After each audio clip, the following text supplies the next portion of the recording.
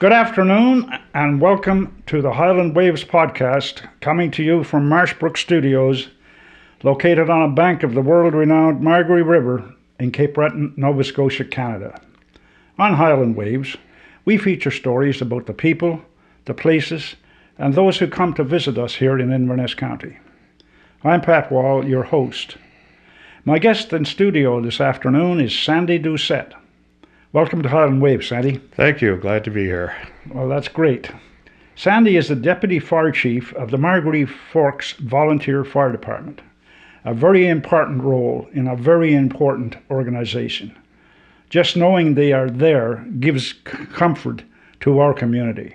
You're from the local area, Sandy? Yeah, I'm from Belcote. Okay. But I'm going to correct you for 1 second. Yep, you go ahead. Okay, so we are not the Margaree Forks Volunteer Fire Department. We are the Margaree Volunteer Fire Department. Okay. Our station is situated in Margaree Forks, but we also have a substation in Belcote.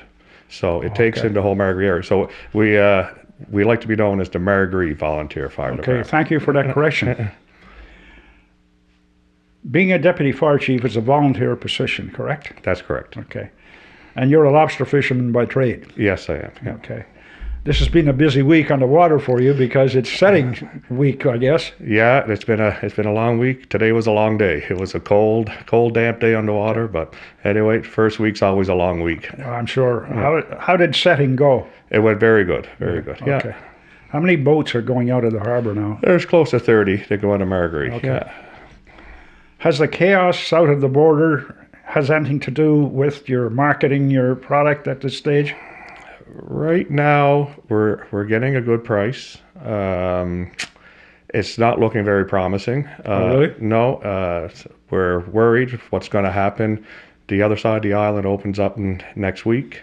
Be a lot more lobsters coming in. So, is what's happening below the border? Yeah, that's going to affect us, and we're not sure what's going to take place after another week or two. So. Okay.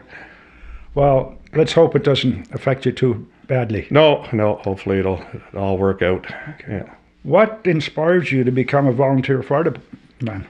I guess just being part of the community and wanting to be involved in the community.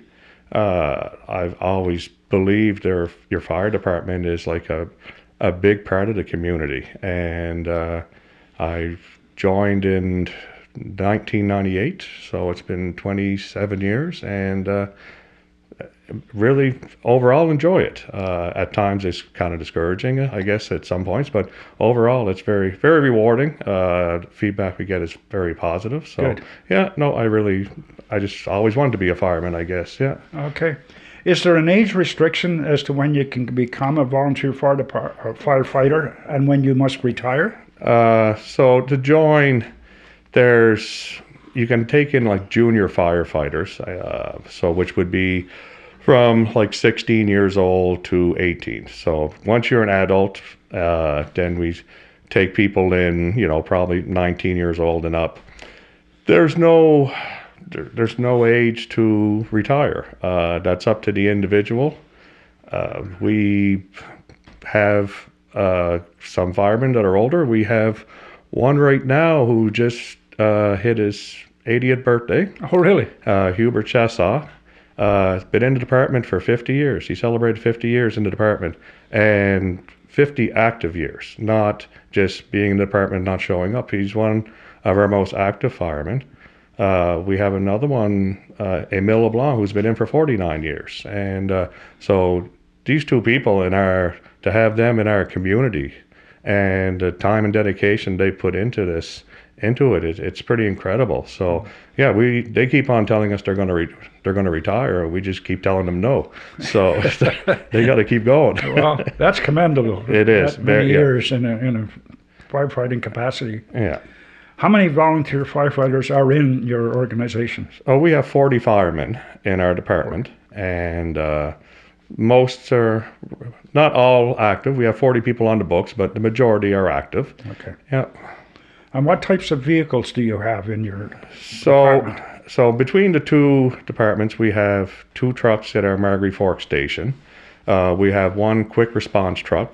It holds 350 gallons of water, but carries our medical supplies, carries equipment and that. Then we have a pumper that holds 1,500 gallons of water. So that's the two vehicles at the Forks.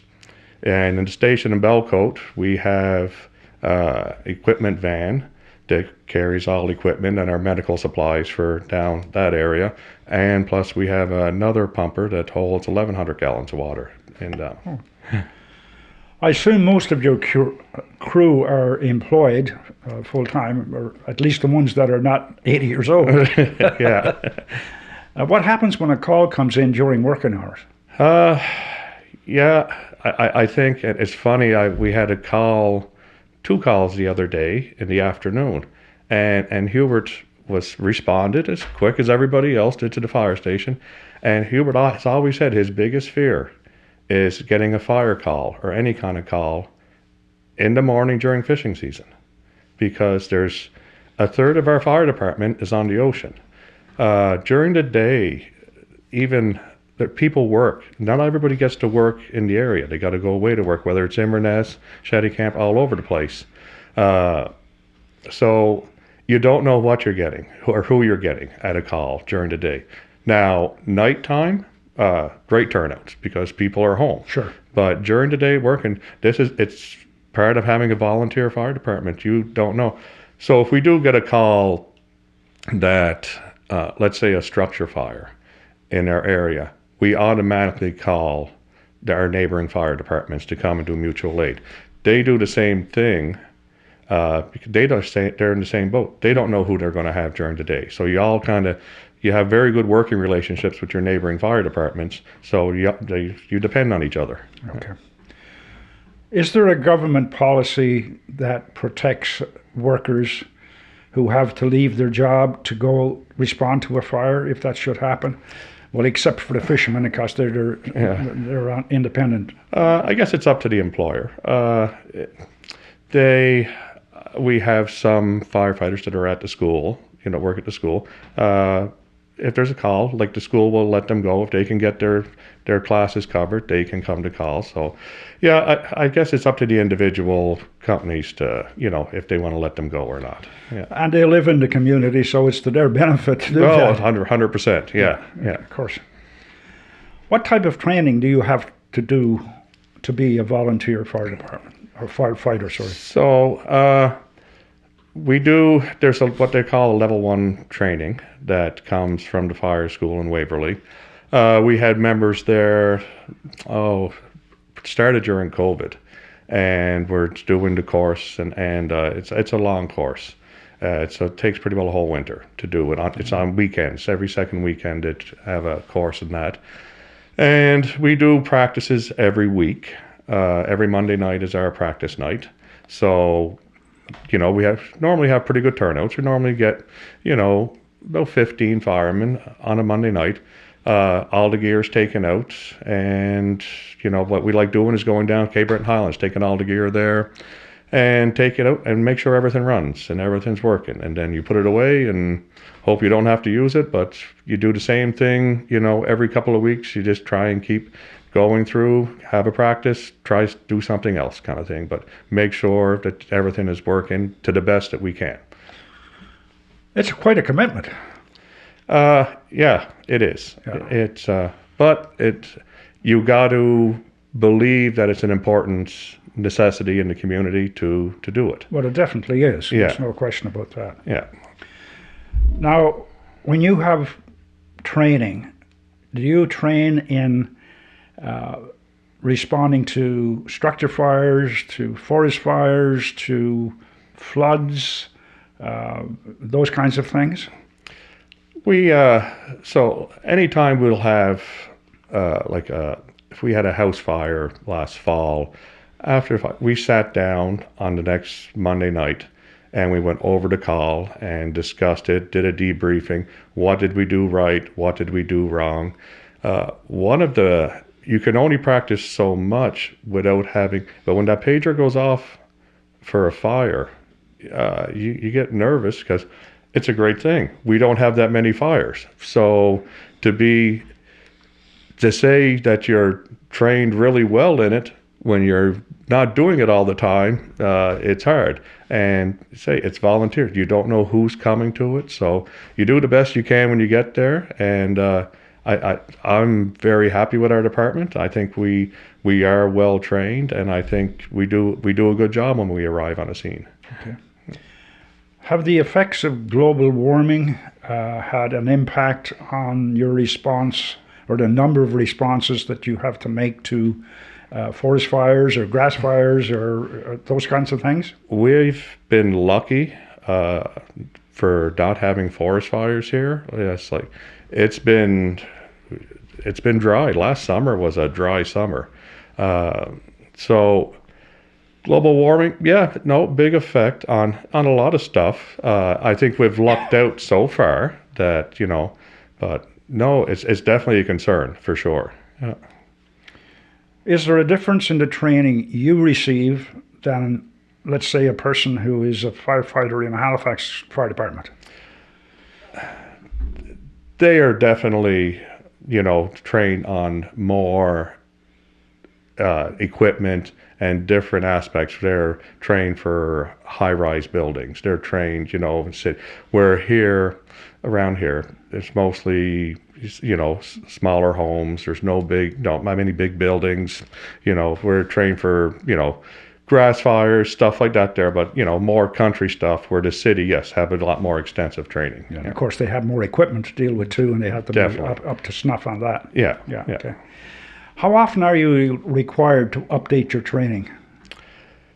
Well, we keep track of it. So, so every week we try and keep doing our own practices every week, make sure that if somebody's going to put a BA on to want to go into a fire, well, you got to be trained to put a BA on. You can't just arrive on a scene and throw one on and think you're going to walk in. That's just not the way it works. Okay. So we do a practice on a Monday night where guys will come. Okay, we're doing a BA practice this Monday. So guys will put BAs on. We'll go into dark rooms, get them to crawl around, try and find a body and do stuff like that. So we do mostly our own training, and it's something you have to keep up on. Yeah. A BA is a breathing apparatus. Yes. Okay. Yeah. What about precautionary mental health training to deal with PTSD and things like that? Is that part of your initial training? That's a big part of being in the department. We are first responders, and so over half our fire department are first responders, which is a great thing for the community. When the pager goes off, we know where we're going most of the time. They might give a civic address. They don't like giving the names over the call. That's the worst part of being in a small community, is we know everybody. This is your neighbor you're going to. This could be family, friends, stuff like that. Years ago, when I first joined, it was not trying to put this the wrong way. If something bothered you, you went home and you dealt with it, and that was just the way it is. That doesn't happen anymore. If we have a call, and especially if somebody's deceased, and I'll use an example. I'm not going to use names, but we had a call a couple of months ago of a retired fireman, our own. It was his neighbor that had to go there, who was a fireman. His other neighbor, his friends had to go there, had to work on it. That's not easy. These are your neighbors. That was really tough on the whole department. We lost a fireman that night, a retired fireman. There's people to call, and we had a group of people come in that are from different parts of the county. And what they do is they take you in a room. Everybody was involved in that call, and you sit down in a circle and you discuss the call. One by one, everybody, what you've seen, what you did, and you talk through it. And it helps. It really does help. It doesn't go away. And one of the people that was there that night, told us, and it's so true. It's not going to go away, but you're going to put that call in a folder. So your brain is like a filing cabinet, and you're putting that folder in the filing cabinet. You're hoping that it's, that folder stays closed, but it might not. Mm-hmm. So is it easy? No, it's not easy, because, we're just a very close-knit community. Well, you're a family too. Yeah. Like firefighters, when you're doing that. Yeah. That's right. What is your role as the deputy fire chief? So, Bobby McLeod is chief, and I'm deputy chief. So we split up the duties. There's a lot to do as chief and deputy chief. I send him away to meetings. I don't want to go to meetings, so I'll just stick around and do stuff. So if we get a call, the chief oversees the scene. The deputy chief also oversees the scene.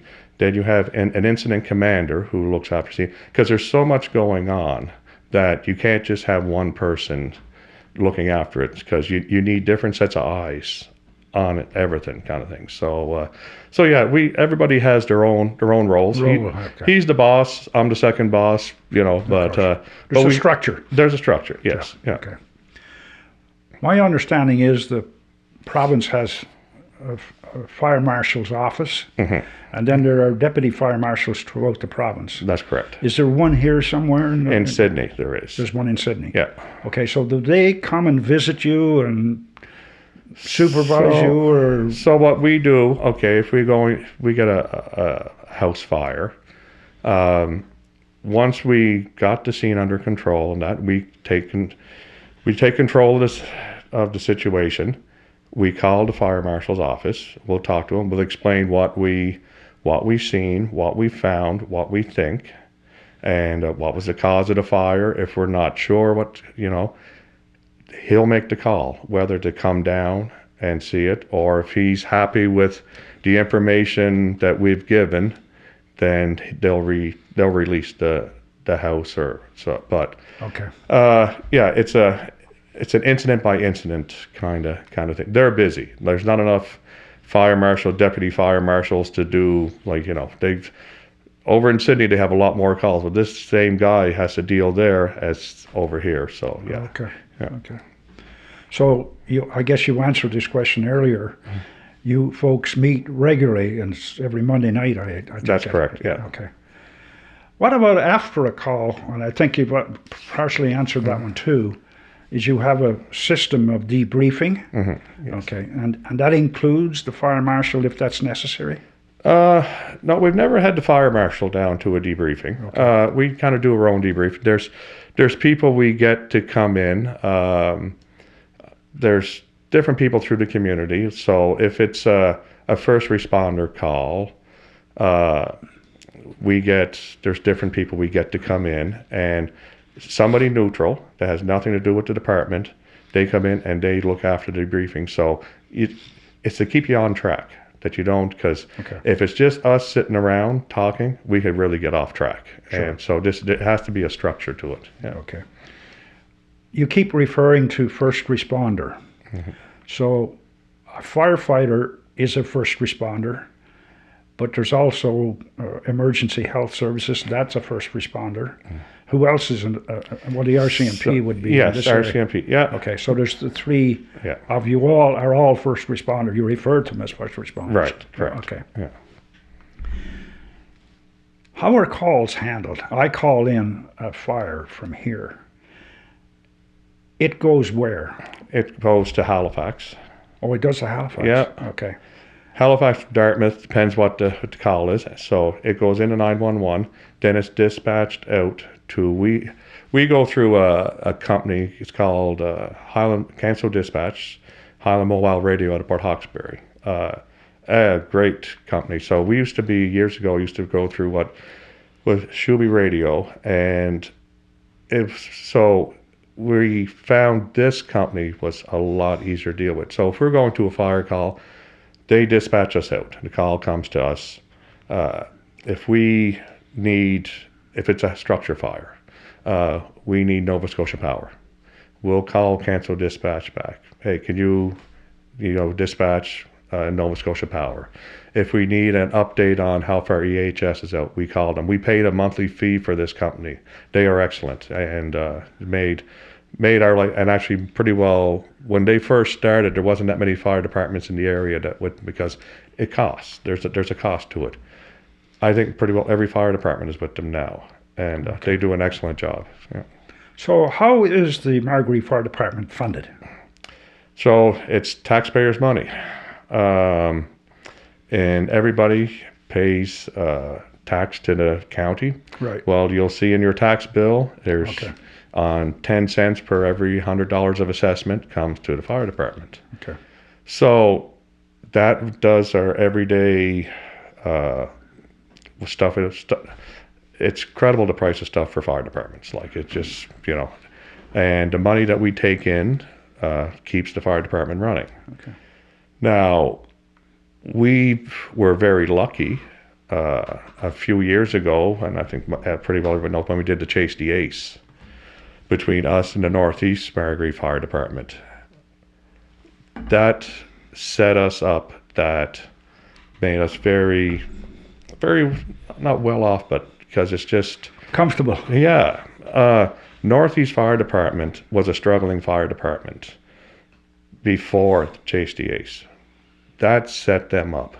They got the best of gear, the best of trucks. Now that really set that fire department up. Okay. Us set us up too, where we can use our fire tax for what equipment we need. We have a brand new equipment truck that's going to replace the equipment van in Belcote. Equipment van is a 2006. So it's up there in age. It's not many miles on it, but I mean, it's up there in age. We ordered a new truck. That new truck, I mean, it's $350,000. But we can use the Chase the Ace money. We're paying cash for that truck because we were a lot more fortunate because we had a pretty good tax base, and this money that we took in from the Chase the Ace, this is what we're putting it towards. Now, in a number of years, we're going to need another truck. If we got to replace a pumper, they're up like $600,000 now. Like, it just, I don't think we'd be able to afford a new one. But this truck we can because of that funding that we had. So, is there an ongoing fundraising committee or organization to help you guys, raise some funds? I suppose a lot of people have heard of the 50-50 firefighters thing that's on every week. Yeah. We didn't get involved in it. And just because of this Chase the Ace money that we had.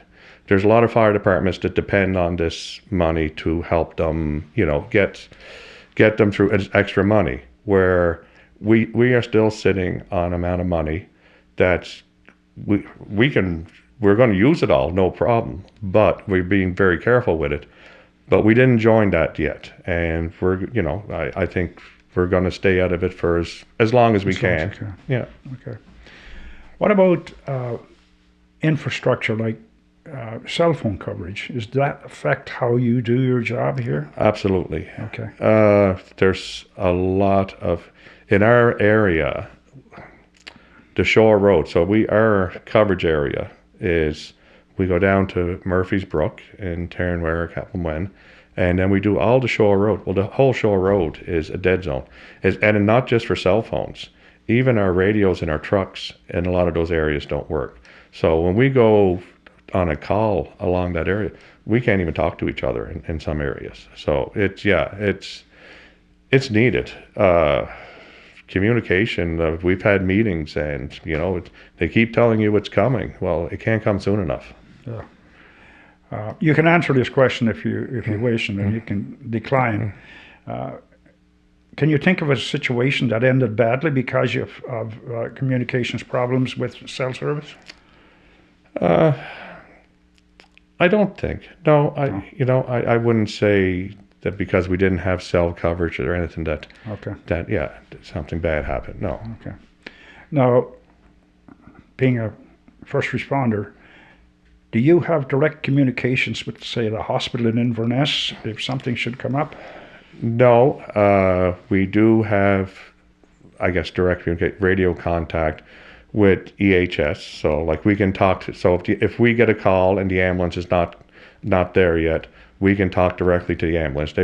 But these radios that we have in our trucks and they have in ours, there's what we call mutual aid stations. So they'll give us a channel and everybody goes to this one channel and we can talk back and forth to each other. Okay. What is you can answer this one as well if you like, and if not, you can decline. What is the worst experience you've had as a volunteer firefighter? I guess death. I've seen it a few times, and it never gets any easier. No, of course. And it's not something you get over. I can recall every one that I've seen, and I'm sure every fireman can too, because it goes back to being it's your community. It's a family. So no, that's definitely would have been the hardest calls, and you're in a house with the family members, and they're distraught, and it doesn't make it easy. Okay. What can people do to help you help them? I guess just being aware of your houses, what's going on in your homes. There's house fires have got a lot better. Flue fires people complain about insurance companies. Insurance companies clamped down the last number of years and have actually really helped the fire departments. We don't get the calls we used to get because of bad wiring in houses and old chimneys and stuff like that, because insurance companies wouldn't insure houses with that anymore. So it has helped, definitely has helped on our side. Yeah. Who would somebody contact or call if they wanted to be a volunteer firefighter? Pretty well. So what we require, if somebody wants to become a fireman, write a letter or come and see. We have captains in each zone. See the chief or deputy chief. Just say that you're interested in becoming a fireman, and then you're put on probation for a year. Okay. And so in the first year, if you don't show up for practices and you don't really do it, well, then you're kind of let go by the wayside. But if you show interest, because people don't realize, just to say I want to become a fireman, once we take that person in and say you're a fireman, it's costing the fire department over $5,000. By the time you put a pager on their side, that's $1,000. You got to put them in bunker gear. That's probably between $2,500 to $3,000 now. Then after a year, you got to dress them up good when we go to stuff, so you got to buy them a suit. They're $1,500 for a suit, so you're $5,000 just to take somebody in that's not going to show up. So we're starting to get a little bit more picky on who we take in. Yeah. Well, it makes sense. Yeah. Before we wrap up, is there anything you would like to add? I think we're lucky to live in the community we do. People seem to respect the fire department. They're happy to see us. And I go back to these first responder calls. Like half our calls in our fire department, we do about 40 calls a year. Half of our calls are medical first responder calls. And, we're not paramedics, but it seems somebody going through something like that, waiting for an ambulance, can seem like forever. It might only be 20 minutes, but it might seem like 2 hours. If the ambulance thinks that if we can get there first, they call us out. Just walking in the door to a lot of places, really, you can see it does help the family members that are there. Like I said, we're seeing them at their worst. So us being able to go in and just to talk to them, just to calm them down, You know, like most of the time we'll go in, we'll get information from them, which saves time when the ambulance arrives. Do a blood pressure, you know, do stuff like that. If they having trouble breathing, give them oxygen, stuff like that. That's what we do, you know. And the ambulance arrives, we have somebody to go out to the ambulance, tell the ambulance, okay, this is what's going on. So it saves them time that we've already done set of vitals and stuff like that. Just helping the other family members, just reassuring them, and you know that's it's a big part. You know, we're not going in there to do surgery. Like we're just there to Your help, Yeah, your support. yeah, Yeah. But you are first aid trained as well. yes, that's right. Yes, yeah. Okay. Well, thank you for taking the time from your busy life, especially as a lobster fisherman, to come and talk to our listeners about the important work that you do as a volunteer fire chief with the Margaree Fire Department. On behalf of all our citizens, I thank you and your volunteer team for your service. I wish you well. And thank you to our listeners. Don't forget to hit the like and subscribe button so you can stay up to date. Remember, subscribing to Highland Waves is free. Our thought for today is, bravery is not the absence of fear, but action in the face of fear. So long for now, Pat.